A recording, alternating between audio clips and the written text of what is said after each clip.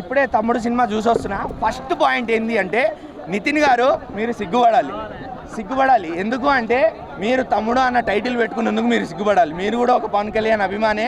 అంటే మేము పవన్ కళ్యాణ్ అభిమానులు వచ్చి సినిమా చూస్తారేమో టైటిల్ పెట్టంగానే అనుకున్నారో ఏమో, మరి మీరు మాత్రం సిగ్గుపడాలి.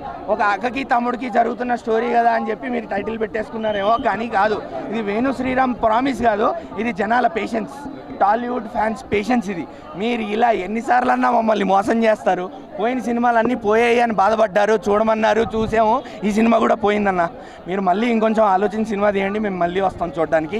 అది తప్పు కాదు. ఫస్ట్ హాఫ్ సీరియల్లా ఉంది, భయంకరమైన ల్యాగ్, జనాలు పడుకుంటున్నారు ఫోన్లో వదిలితే ఒట్టు. సెకండ్ హాఫ్ పోస్ట్ ఇంటర్వెల్లో ఒక హాఫ్ అన్ అవర్ 20 minutes సినిమా బాగుండింది. కాస్త చూడొచ్చు అనిపించింది, అమ్మయ్య అనిపించింది. దాని తర్వాత మళ్ళీ పడుకోబెట్టేశారు సినిమాని. ఎక్కడ అసలు సినిమాలో ఇది బాగుంది అని చెప్పడానికి ఏం లేదు. ఒక పురుడు పోసే సీన్ ఉంటుంది పోస్ట్ ఇంటర్వెల్ 20 minutes అన్నా కదా, అదొకటి మాత్రం బాగుండింది అంతే.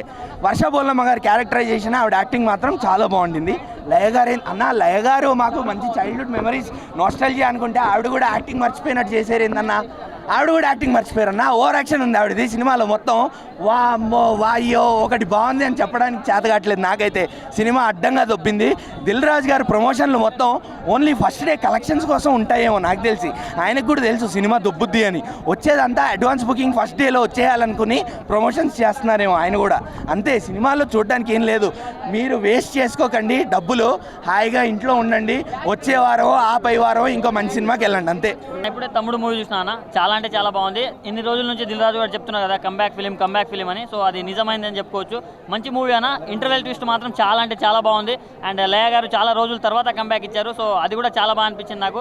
వాళ్ళిద్దరి మధ్య వచ్చే సీన్స్ కానీ ప్రతి ఒక్కటి చాలా బాగున్నాయి. అండ్ అడవిలో కొన్ని సీన్స్ ఉంటాయన్న, చాలా బాగున్నాయి. విజువల్ వండర్ అని చెప్పుకోవచ్చు. సో నితిన్ అన్న కంబ్యాక్ ఇచ్చినందుకు చాలా హ్యాపీ. సో ప్రతి ఒక్కరు ఫ్యామిలీతో వెళ్ళని చూడండి అన్న, చాలా బాగుంటుంది. Thank you. తమ్ముడు బాగుంది. అంటే ఇదివరకు వచ్చిన అఖండాల తర్వాత వచ్చిన మంచి సినిమా ఇది. అదే మధ్యన అద్భుతాలు వచ్చాయి కదా 2 సినిమాలు.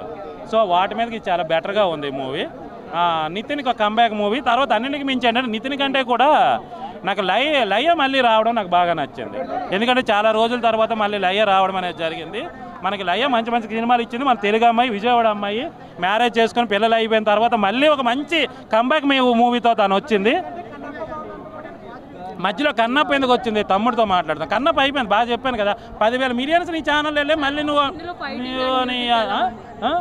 ఫైట్స్ చాలా కొత్తగా ఉన్నాయి. ఫైట్స్ చాలా బాగున్నాయి. అంటే mass, class, sentiment, sister sentiment అన్నీ ఉన్నాయి.